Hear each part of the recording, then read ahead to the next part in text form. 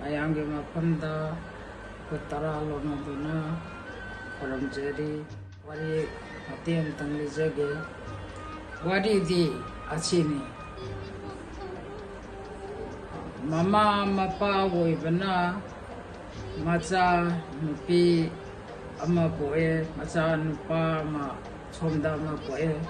ꯑꯗꯨ ꯃꯈꯣꯏ ꯄꯥꯈꯪ ꯂꯩꯁꯥꯕꯤ ꯑꯣꯏꯕꯒꯤ ꯃꯣꯏꯁꯦ ꯅꯨꯡꯁꯤꯅꯔꯦ ꯄꯥꯈꯪ ꯂꯩꯁꯥꯕꯤ ꯑꯣꯏꯕꯒꯤ ꯃꯣꯏꯁꯦ ꯅꯨꯡꯁꯤꯅꯔꯛꯄꯁꯤꯗ ꯀꯃꯥꯏꯅ ꯇꯧꯒꯦ ꯍꯥꯏꯗꯤ ꯃꯣꯏ ꯑꯅꯤꯁꯦ ꯌꯥꯝ ꯂꯥꯎꯅ ꯍꯦꯛꯇ ꯃꯣꯏꯅꯤꯁꯦ ꯅꯨꯡꯁꯤꯅꯕꯗ ꯍꯥꯏꯅꯤꯡꯉꯥꯏ ꯂꯩꯇꯉꯩ ꯅꯨꯡꯁꯤꯅꯔꯛꯄ ꯃꯇꯝꯁꯤꯗ ꯃꯃా ꯃꯄꯥꯁꯤꯗꯤ ꯌꯥꯗꯦ ꯅꯈꯣꯏ ꯑꯅꯤꯅ ꯅꯨꯡꯁꯤꯅꯔꯤꯕꯗꯣ ꯌꯥꯔꯣꯏ ꯅꯈꯣꯏꯅꯤꯅ ꯅꯨꯡꯁꯤꯅꯔꯤꯗꯣ ꯌꯥꯔꯣꯏ ꯀꯔꯤꯒꯤꯅꯣ नखोई येकनी येक हाइबसे यामना लुई अदुना नखोई लौना लेनबा यादे हाइदना mama Mopa ओइबना यामना अंगांगसे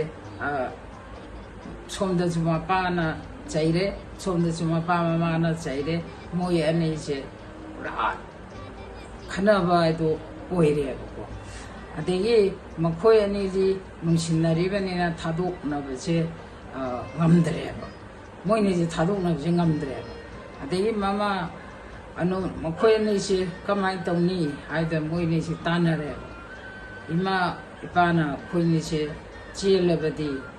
soidagi khoi se changhal dore tamthok dore adu ibani se kamai tawsige haire moidi nungsinabada thabat talada moine si thadokna ngamdreba no to moine thadokna ngamdreba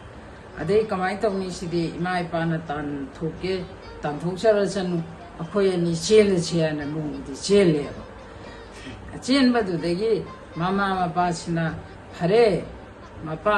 ममाना highway याद्रबनिना नोय चखरो युमसिदा चंग अनु हाइरे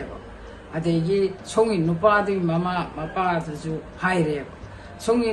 नुपादि मापा जो हाइरे सोंगी जो हाइरे मोय निजे अमत चंगंद्रेब अदे चंगंदबदेगी मोयनिसे कमाई तौरे चिंगद खंपोक संगमा सारगा मोयनिसे चिंगचंदना लेमिनरेब लेमिनब अदुदेगी मखोयनिसे मचा अमा पोलेब मचासी पोलोपसिदेगी मबानेसे अदुम लेमिनदन खोमिनदना सिंग चलुरगा खोलुरगा मोयनी योंदना खोतना मोय चामिना थमिनदना अदुम मतम खरसि लेमिनरे अदे अमुना कमाय तौरी हाबदा अमुना माचा अमुपा अमम पोए मेनिन कोल्ली माची अदेगी नुपासिदि नुपी मालागा चाइसिंग थोंगा चादुइनिदो अदमादि मेनिन कोल्लिने अदे मासिना सागी नुपासे सिंग चन्नेना सखिबदेगी मासे सोल हलक्त्रेबा हलक्तबदेगी मासे कमाय तौरे ए करिनो आइगी पुरोइबसिको सोल हलक्तेजे कैदोरबा जानो हायना नुसा थिरेबा माइ नुपिसे आई पुरोइबजे हलक्तेजे कैदोरबा जानो मानो नुसा थिरकपा मतमसिदा मासे अंगांगसे वछल्लगा माना येंग बचल थीब चले माइ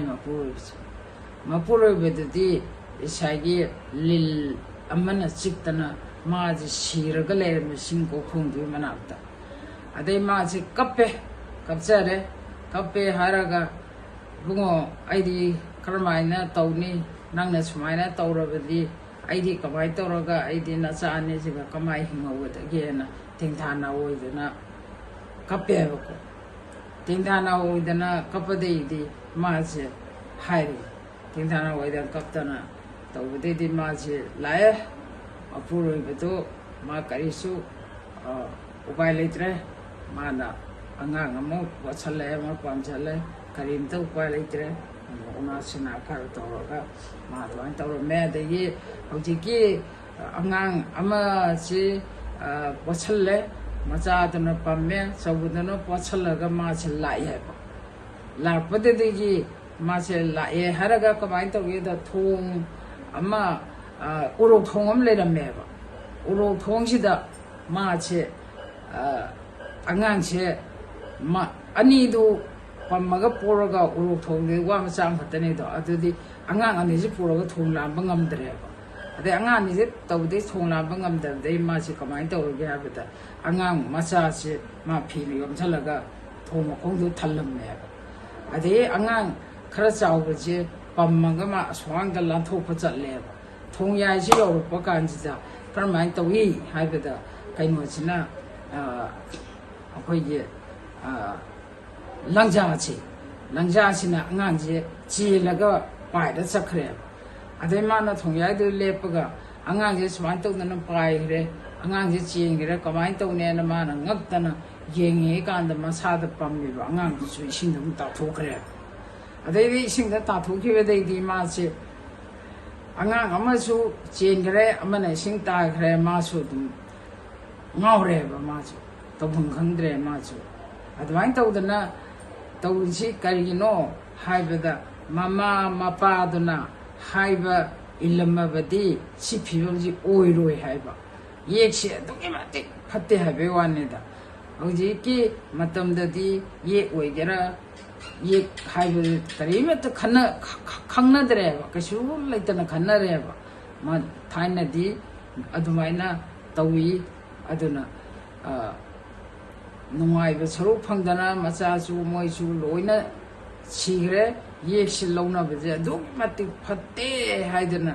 ꯉꯁꯥꯏꯒꯤ ꯑꯍꯜ ꯂꯃꯟꯅ ꯄꯥꯎꯇꯥꯛ ꯇꯥꯛꯑꯝꯕꯅꯦꯕ ꯑꯗꯨ ꯍꯧꯖꯤꯛꯀꯤꯗꯤ ꯑꯗꯨ ꯈꯟꯅꯗ꯭ꯔꯦ ꯍꯥꯏꯕ ꯑꯗꯨꯅꯤ ꯑꯍꯜ ꯌꯦꯛ ꯂꯧꯕꯒꯤ ꯐꯠꯇꯦ ꯐꯠꯇꯦꯅ ꯃꯌꯥꯝꯅ ꯍꯥꯏꯅꯔꯤꯁꯦ ꯑꯗꯣ ꯃꯌꯥꯝꯒꯤ ꯃꯐꯝꯗ ꯑꯩ ꯁꯤ ꯍꯥꯏꯖꯔꯒ ꯑꯩ ꯂꯣꯏꯁꯤꯟꯖꯔꯒꯦ ꯃꯌꯥꯝꯅ